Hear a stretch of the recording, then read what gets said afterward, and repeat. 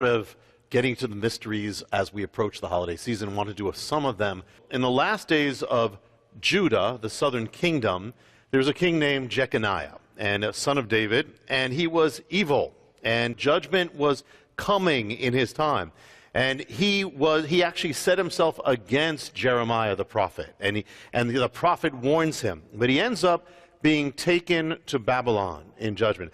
And God gives a prophecy to Jeremiah and says this. He says, write this man down, this is talking about Jeconiah, as childless, a man who shall not prosper in his days, for none of his descendants shall prosper, sitting on the throne of David and ruling anymore in Judah. Now here's the royal line, but he's an evil man, but he's of the royal line of David.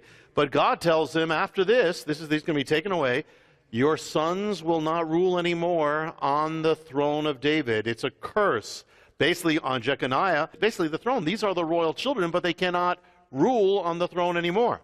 So here's what happened now, is that later on you have a descendant of Jeconiah. When they come back, the judgment comes, then they come back to Israel, and they come back under Zerubbabel. Zerubbabel is a descendant of Jeconiah.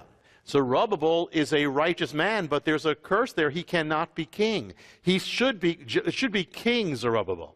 But there couldn't be, because it says your sons will not sit on that throne anymore. So Zerubbabel was a governor, but he was not king. Okay. So what happened to the royal line of David? Now we know Messiah has to be the royal line of David. But there's a curse on this line now. So what happens to the royal line? What happens to the heir to the throne? Well, they lose track of them. The one who's the heir to the throne is going to be this firstborn son of the firstborn son of the firstborn, unless there's a change, but it's going to go down. But they lose track about who it is. Centuries go by, and the house of David, the royal line, kind of goes underground. And you have powers coming up that reign over Israel, but not the royal line of David. And you have then the Romans come in and all that. Well, what happened to them? Well, what happened is they descended lower and lower and lower and lower. And now here's where we are. We come to a little hilltop, out of the way, no place city, and it's called Nitzeret. Poor people there, pretty much. There's one synagogue, pretty much. His families. It's an obscure place, and there's a poor man living there, and he's a technical man. His name is Joseph. He is the royal heir to the throne. Joseph, God doesn't do things halfway. God does things exactly. Joseph, who nobody looks at, nobody really cares about, he's an obscure person, he's the true king of Israel. And yet he's living, because there is the curse of Jeconiah, he cannot sit on the throne.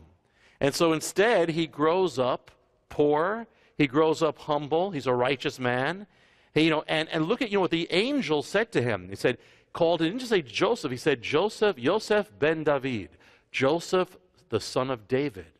Now he could have said, he didn't have to say that. Angels aren't going to waste their words. And also, angels could have said, Joseph son of Martin, whoever your father was. Doesn't say that. Joseph, you're the son of David. He says he's waking him up. He's saying, Joseph ben David, son of David. So here it is. I mean, imagine being in Nazareth, and this man is just living his daily life, working on building the wood. He's the true king of Israel, but who cannot sit on the throne of Israel. God does things exactly. Yet it says that of Messiah, he will sit on the throne of David. Unto us a child is born, a son is given. The government will be upon his shoulder, and the throne of David, he will be there. So here you have Joseph. Just get the picture. You're walking around, hey, that's Joseph, that's Joe. He's the true king. And yet he can't sit there, but he is the son of David. Son of David. So how is Messiah going to be born and to be able to be on the throne of David? Because on one hand, he needs the royal line, but he can't be of the curse. So what happens? Well, here's the thing. Because the prophecies say that Messiah will come and he will prosper on the throne of David. So how's it going to happen? It happens because on that same hilltop village is this little poor woman, teenager, named Miriam, or we know as Mary.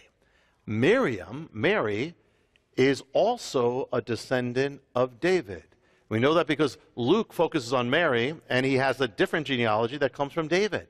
Joseph probably doesn't realize this until the angel says something and he realizes, I'm chosen to do this. Mary certainly doesn't realize this. Mary is also a royal descendant of David. Except, if you look at the line in Luke, which at the end it says son of and counts Joseph, but you look at her line, it doesn't come through Solomon and Hezekiah and doesn't come through Jeconiah. It comes through another son of David who was never cursed. It's another line that never had the curse on it. Wow. So God has here these two people. They have no idea what's going on. I mean, they love God. They're righteous, holy people. Joseph probably has to be one of the most righteous people ever to be descended in the throne of David. And yet they're living their lives, loving God, but not realizing they're poor people, not realizing it. And God causes the two of them, in a sense, it could be the only two in Israel, to fall in love or meet or have their parents say, yes, let's do it. And they are arranged to be married. Joseph is of the royal line, but has the curse. So what happens? How can you get around that? The virgin birth happens. Because of the virgin birth, there is no curse that goes through to the baby. At the same time, because Joseph is counted as the father, he is the Messiah. Jesus gets the royal line through Joseph that sat on the throne, but can't now. And yet through Mary gets the bloodline with no curse. He can sit on the throne. Oh, man. Only God could put that together. Yes, that is. Only God could put that. Powerful. Oh, that's a mystery. And God is so perfect, and that's one. I mean, that's just touching on. It's one of the teachings in there in the album. But God is perfect. That's why you had to have a virgin birth, among other things. No curse. But to learn from something about that, because we all of us are born. There's a curse going on, not from David, but from Adam. Yet we were born in the image of God. That's royal. That is to be a royal life. That is. Yet there's a curse around us, so we grow up as this. We grow up poor. We grow up this, and then we fall into sin, and we're in sin, and all this. But when God redeems us, just like He did with Joseph, saying, "Hey, son of David, do you know who you are?" God says to us, in Messiah, we are to become royal again. And even though our circumstances could be this and this and this, what does a royal person do? They're not one who is ruled over; they rule over. What is a royal person? A royal child of God is one who is not ruled by their circumstances. They rule over their circumstances. That's good. They rule over it. They are in a world of curse. There are things like their body, but they are not of the curse anymore. We are not of the curse anymore. We are of the blessing.